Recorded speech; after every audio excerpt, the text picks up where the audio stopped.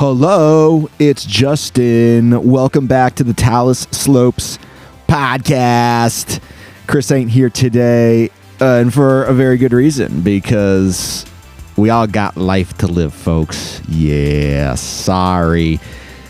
We did not get a chance to record the episode we've been working on. We've been planning it. It's about body dysmorphia and gender dysphoria, and we're super excited to bring that to you, but we're still working on it. We're still planning it up. Want to make sure that it is in impeccable condition once we deliver it to thine ears. And so, all that to say, we're going to grace you with yet another one of our bonus episodes from last season that most people didn't get a chance to hear. And I picked one that I think it does a few things, really, when you think about it. But the major thing, the major reason why I want to share it for this particular season when we're talking about the transgender community and Christians is that, I don't know, I feel like there's a lot of manufactured outrage and very extreme takes when it comes to the trans community. That's just completely not fair, completely unfounded. I mean, we've been talking about this Conrad Vine video. We've looked at like the Heritage Foundation. We've looked at all sorts of conservative and conservative Christian resources that are just unhinged stuff, but it ends up actually making, I would say, a very negative difference, a negative impact in the world around us. And I think that one of the things that we need to always be on high alert for is to just be able to kind of parse out or suss out perhaps when some of the more extreme rhetoric, some of the more extreme talking points, and I would even say the extreme bad actors in any conversation start really saying pretty ridiculous things. Like, can we just call that out and say, okay, this is not helpful, and what you're getting so upset about bears like little to, I say in a lot of cases, no particular material harm in our society. So why are you doing it?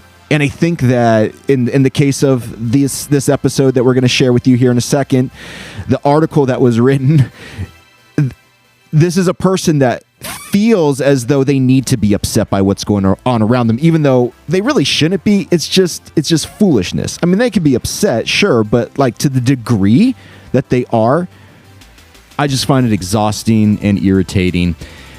Unfortunately, these are the types of actors that we have out there that are constantly creating what I would say are degrees of havoc.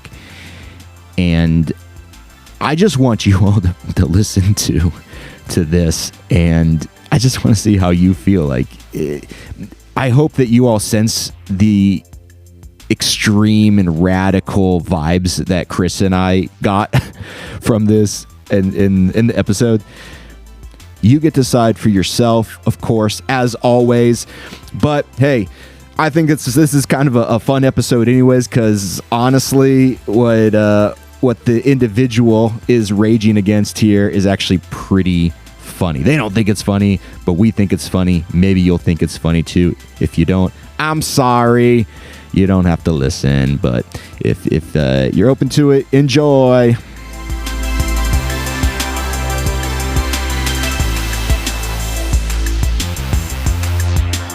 Oh, my Slopies, welcome back. Welcome back, my friends, to the podcast that does defend, apparently. Ooh. That's a new song lyric right there. We have just... I swear, this is beyond parody. Yes. By the way, sorry, go ahead. No, I was just going to say, I saw this and for a moment, I didn't believe it actually happened. Chris, because it's so funny. Speaking of beyond parody, did you see the Katie Britt GOP response to Biden's State of the Union address last week? No. Yes? No. You have not seen that? No, because I was dealing with my car issues. That's what took up all my time. It's depressing. If you want to see something beyond parody, oh gosh, do I even want to know? Oh I will my god! Send you a link. Let's just say it is always interesting to me to see these, sorry to say it, but like conservative political figures that were very clearly wanting so bad to go to Hollywood and make it big. Of course. And then just how, with all of their strength and might, they are trying to just create content for themselves through their political office. Yes. But they're not good at it. No. And her performance, I mean, it was so bad, even conservatives were dumping on her. Oh. That's how bad it was. Man. And you know, in this like hyper partisan period that we're living in, that very rarely Trump can, I want to see it. This sounds hilarious. Trump can literally like commit crime upon crime upon crime, and the conservatives are like, can't tell. New phone, who this? But this one, and she was a woman. They put her in a kitchen, by the way, to do this speech, which I'm like, that's a little on the nose, but yeah. I see you. And she was wearing an outfit kind of like oh shoot, what's the wife's name in Handmaid's Tale? I know this. Hers, yeah. She was kind of dressed up like her. That's wild. I'm like, y'all showing us too much of the hand here. Anyways, let's actually get to the episode here, the materials, if you will. Slopies, from time to time, Chris and I can only speak for myself, do you time to time frequent something? Yes. Okay, I just made that up. Okay, I was like, what does that mean? Maybe? I visit a website called fulcrum7.com. Ah, yes, I've seen Fulcrum 7 quite a bit. Can you explain to us, Chris, what Fulcrum 7 is? How does one define Fulcrum 7? How does one define something that it feels like it's kicking you in the crotch and poking your eyes out and shoving like spikes up your nose at the same time? And that's pulling a great your teeth. Description. Pulling your teeth with tweezers somehow. Fulcrum 7 never ceases to amaze me on how they can find the most beautiful thing and make it into something ugly. That's a great way of saying it. Yeah. Or it's like you're walking down the street and they just jump out from behind a bush as if out of nowhere and tell you everything that you just did was wrong, even though it's just the most natural thing you're just ever. Chilling. They're like, I was walking. They're like, you did it wrong. Were you though? Where you know what the prophecy says? I'm like, no, and I don't want to be enlightened. Anyways, I found this article the other day, Chris, and I sent it to you, and I laughed, you laughed, we laughed. This is an open letter to It Is Written and the official Adventist Church. So if you're listening and you're not Adventist, which could be the case, fine, great, excellent. Chris and I come from the Adventist Church, so we're quite familiar with Adventist stuff, but I think this applies beyond the Adventist world. Yes. It Is Written is, how would you describe It Is Written? It's a third-party Adventist ministry that's really very evangelical. Well, it's about evangelism. Really. Yeah, I don't know, maybe specialize is a good word in reaching out to people outside of the Adventist Church and bringing them in. Yes, that's good. Yeah. So like an evangelical effort. Yeah, kind of like mission work, but everywhere, not just one specific location. Yeah, like Kinda? maybe like a dome. They do international stuff, don't they? Yeah. But they're also very focused domestically. Yes. Yeah. Anyways, well put together organization as far as organizations are concerned. Yes. They're quite official, and the official Seventh-day Adventist Church. This is really all about an Instagram post. Ooh, the gram. Yeah. And I'll provide the link in the show notes for this, but I'm just going to go ahead and read, and we'll kind of take it as it comes here, Chris. This week, my heart was deeply troubled by an Instagram post from the official Adventist Church account, along with the responses from Adventist organizations that have pledged to uphold the Word of God in its unadulterated form. That's the first sentence, by the way. That's so wild. I'm quite overwhelmed. What a big sentence. Oof. The weight of some of these words used is ton heavy. Yeah, for real. Big ton. Continues, I was confronted with what I believe to be the most blasphemous and repugnant representation of Adventism imaginable. It's even worse than the first sentence. this is incredible. I know, right? Like, Chris and I, we know where this is headed. Right. But like, if you're reading But this, if it you did sounds not know where this is headed, you would sounds think so bad. that somebody just did like the worst thing probably in all of human history. Honestly, that's kind of what makes this article so comical once you get to the actual heart of the matter. It is so sweet, indeed. Tastes like a Slurpee. The post in question asked, how would you rewrite John 3:16 using words commonly used by Gen Z? Now, real quick, Chris, before we continue reading, for the Adventist Church to do this is, I don't know what they were thinking.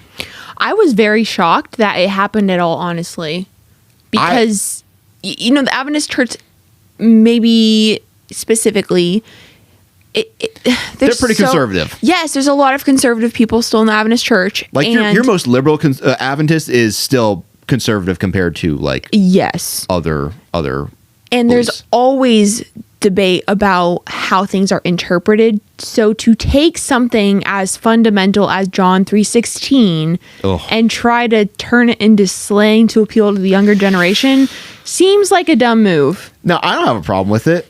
I think it's hilarious. I personally think it's stupid, but I don't have a problem with it. But I'm also looking at the official Adventist Instagram and thinking, why would you do something that like I'm stupid? You're shooting your own foot. It's pretty stupid, right? Foot. The flute. I said foot. I meant foot. Flute. Flute? I don't play flute. I play the oboe. Shoot your own flute. Okay. You play the oboe. Yeah. I remember that. I knew that about that. Yes. The oboe is tight. Thank you. Nice. Also one of my favorite Star Wars characters, Obi-Wan Kenobi. Okay, so wow. We continue on. First of all, why is there a need to rewrite the Bible's simplest verse, especially using slang? Okay, well, I'll give him that. I mean, I guess. I agree now, but translations are always being updated. That's so true. That's the only way he's able to read this stuff in the Like, first place is because somebody translated it to a language that he understands. True. That's so funny. I don't know. Anyways, he continues on. It's as though the watchmen on the walls of our official Adventist Instagram are asleep. That's kind of terrifying. That's like a Big Brother concept. Close your eyes. I want you to just see that in your mind's eye. I'm going to read that sentence one more time. It's as though the watchmen on the walls of our official Adventist Instagram are asleep. What do you see, Chris? So creepy. I'm just seeing like, those images in movies or like books where it's like dark and you just see those glowing eyes out of the corner. Yeah. That's what I was. Yeah. The watchmen. Yeah. But you don't see their eyes because they've fallen asleep. Right. So they're asleep now, but they were there. Continuing on, he says, to make matters worse. Nothing's happened yet. But anyways, to make matters worse, it is written, a ministry once renowned for its great work has seemingly aligned itself with the weak spirit of Aaron, who in Moses' absence crafted a golden calf for worship. I love that It Is Written fell from grace so hard because they made one Instagram post. Right. Like they used to do great work, and then they waited on this. And now they're the weak spirit of Aaron. And now they're basically like Legion. Let me read to y'all what It Is Written wrote. And this, I went and I checked this out because I was like, is this real? Like, did Is Written actually post this? Chris. It's real. It's real. That's their account. It's hilarious. So John 3:16, Chris, can you recite that for us? I know you know it. The actual version or the yeah. For God so loved the world that he gave his one and only begotten Son, that whosoever believes in him shall not perish but have everlasting life. It Is Written Media updated that to Top G was simping for the whole fam, that he sent the main character to take the L. Anyone who passes the vibe check will not be deceased and lived in heaven rent free. That's so funny. Like, they're not even using this slang properly. That's part of what cracks me up. So bad. Like, it's like, we're not laughing with you at this point. No. Like, some of these terms, like living rent free, like, do you even know what that means?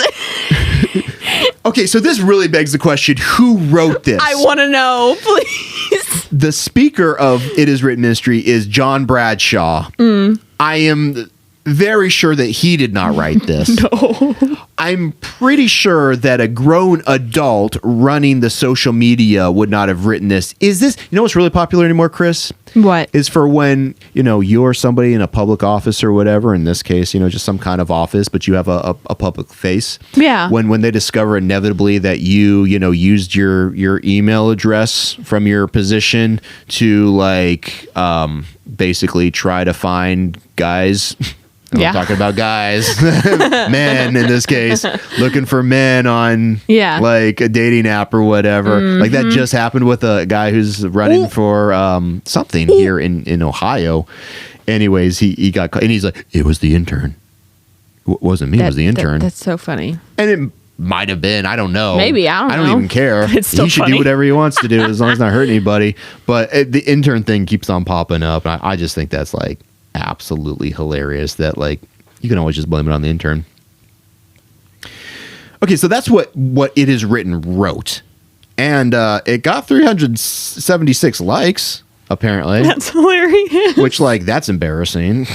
Who's liking these posts? I bet people are just laughing. All right, but the author of this article says, have we truly lost our reverence for God to such an extent that those who have carried the banner of truth now speak so flippantly of our Creator? Have we degenerated into pagans and infidels, mindlessly babbling like those who have never felt the convicting Spirit, not realizing that we speak of a holy God?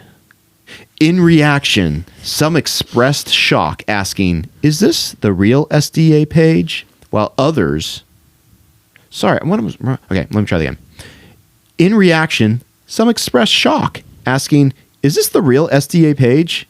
While others, who have not bowed the knee to Baal and who reverence our God, stood firm against the sacrilege, firmly holding the banner of truth high. Bro. There is a time and a place. What is happening? And neither of those things are in America in 2024. Right. This literally feels like they're trying to talk way smarter. I don't know how to say it. No, but the implication is here that it is written Adventist ministry worships Baal, or Baal is how it's pronounced, but Baal. What is going on here? I love the next thing. He says, one true Israelite. What are you talking about? What are you doing? Come on. One true Israelite responded, don't mock or try to change God's words. This is not okay. Read the Bibles as it is. The Bible is inspired by God and written by the holy men of God, his prophets. And then they quote a little 2 Peter 1:21. We are Seventh-day Adventists. Let's be good examples to people according to the word of God, and let us not try to fit in with the culture / trending things of this world. You mad, bro? Yeah. Another commented, God is not mocked. Be careful. To which a user responded, LOL. That's so funny. LOL. Showing the carelessness of that the post had drawn. One young man in the Gen Z age group questioned, why do you think we are so stupid we can't understand plain English? We are speaking of the use of slang, which when applied to common things amounts to foolishness, but when used in reference to God becomes irreverent and sacrilegious. This kind of language is fit for pagans who know not God. Wow. Who are you? Who wrote this? Who know not God. Who know not God. Sounds like Yoda. That's true. For pagans who know not God. Oh, that's good. Nice. Gen Z's language includes terms like slay, which in English means kill someone violently. So they have a problem when a Gen Z guy uses it, but not when God literally does it. And kills babies. Yeah. Gen Z slang ironically uses this violent term to describe something good or to do well, thus fulfilling Isaiah 5:20, which warns of those who call evil good and good evil. That puts darkness for light and light for darkness. Wow, that's crazy. These guys really creative in coming for y'all Gen Zers. Wow. We'll wrap it up with this. The carnal heart sees no issue in using such vain and sacrilegious language about God. Yet in Scripture, when men and women were visited even by angels of God, they feared lest they should die. Should we lower our standards to please the world, or should we honor God even if it means the world despises us? As Jesus himself stated, if ye Wow, this is like King James. If ye were of the world would love his own. But because ye are not of the world, but I have chosen ye out of the world, therefore the world hateth you. Hateth. And then it goes on and on and on. This is a long article. I'm not even sure that. Oh. How do you spell his last name? I wasn't going to say his name, but oh, okay, cut that part out. I guess if we're, it's literally in the article. Yeah. It's an entrepreneur, health coach, and speaker with a passion for medical missionary work and scolding bad boys. Naughty. The comments are hilarious. As well, if y'all want to go and read the comments on this. And then actually, if you go and because it's got a link in the article to the original Instagram post and read those comments, they're also hilarious. Chris, this honestly, is so funny. This is my entertainment. I canceled Netflix because I don't need it. I got Fulcrum 7. Yeah. No, the top. That's Amazon. Oh, you're right. I'm sorry. Yeah. The top comment from right now says, "I really do hope none of you ever make a public mistake. Maybe you'll remember this." All right, Chris, let's adjudicate. Let's bring him to Talis Slopes Court. Let's do this. This guy. Oh, well, first of all, let's bring before us the official Seventh-day Adventist Instagram. Guilty or not guilty? How do you rule? I don't know. Guilty, I guess. Okay, I rule guilty. Yep. I would say so, because if that's the last ditch effort to appeal to Gen Z because they're causing a lot of Gen Z to leave the church, y'all need to do more research on Gen Z. Like, they care about human issues, not language of the Bible. Rewriting the Bible, which none of them care about at all. Right. Unless they're trained to be maybe scribes, not none, but most. Well, of course. Yeah. Yeah, no, guilty. Absolutely guilty. What are you all doing? There are literally a billion better things that you could have used that post to accomplish. And you're right, Chris. At least most of those have to do with creating actual positive change in the world around you. Yes. No one really... Well, okay. Again, I'm using extremes, but as always, it's okay. Not everyone... We know. We're being obnoxious here. But relax. No one wants you to use fun little words to make the Bible more readable. We want you to actually be the change. Be what you're preaching. Actions speak louder than words. All right. So, guilty. What is the sentence? I sentence They'll have to come back for sentencing. Yeah, I know. I was like, maybe. I was going to be like, I sentence you to loving your neighbor as yourself. I sentenced them to one movie in a movie theater. Please don't spit water up all over my equipment. I will not. I wasn't expecting that. It's funny. All right. Are we not fair? That's what Cenk Uygur says on Young Turks all the time. Are we not fair? Are we not fair? Are we not? What's the other thing he says? Are we not merciful? Are we not merciful? Okay. Who's up next? Oh, It Is Written Media. The ones that posted the Gen Z slanged up Bible verse in question that got really dragged. I really don't think whoever wrote this Gen Z slang for John 3:16 even really understood the slang. That's all I'm saying. It seems it doesn't even make sense. Yes. But Chris, what do you rule? Guilty, not guilty for It Is Written Media? Guilty. Guilty. Okay. Why guilty? What are y'all doing? That's all I have to say. What are you doing? Did you not think? They so clearly got baited. They're just like, ooh, seems like fun. I said, oh, this is a fun little project. Little tasty morsel. Nom, nom, nom. Their headquarters is located in Chattanooga now, right? Maybe. They must have been on like some Little Debbie sugar high or something because that was not wisdom, folks, not wisdom. So I also rule guilty. Y'all can't, you know that your constituency is uber conservative. What are you thinking? Oh gosh. Again, how did that even happen? Who knows? I'm honestly not sure. That's a great question. But whoever did it, judge rules guilty. All right, Chris, what's the sentence? I don't know. I've got a sentence. Because they're in Chattanooga, Tennessee, Little Debbie. next to Little Debbie Factory, they have to eat Little Debbie fudge rounds, which I hate, but do you like those? I love the fudge rounds. Those were my favorite. Okay, what's your least favorite Little Debbie? The oatmeal raisin one. Oh, I like those. The Okay, cream well, we'll ones. say that you have to eat both of those together. Together, and you, yeah, and you have to keep on eating until you make yourself vomit. I'm sorry, that's the sentence. That's terrible. If you don't want to do the time, don't do the crime. All right. And lastly, we have our author who wrote this, and we're okay. So, he's up next. He's actually our final defendant to see today. Chris, how do you rule? I rule A for extravagant words, but also guilty for making them seem worse than they are. Which he really did. They're worshiping Baal at this point, Right? Like you the thought- language, like throwing in the worst words. You thought you were going to show out for your buddies, and then turns out you're actually worshiping Baal. Chris, this is going to surprise you. I'm going to rule not guilty.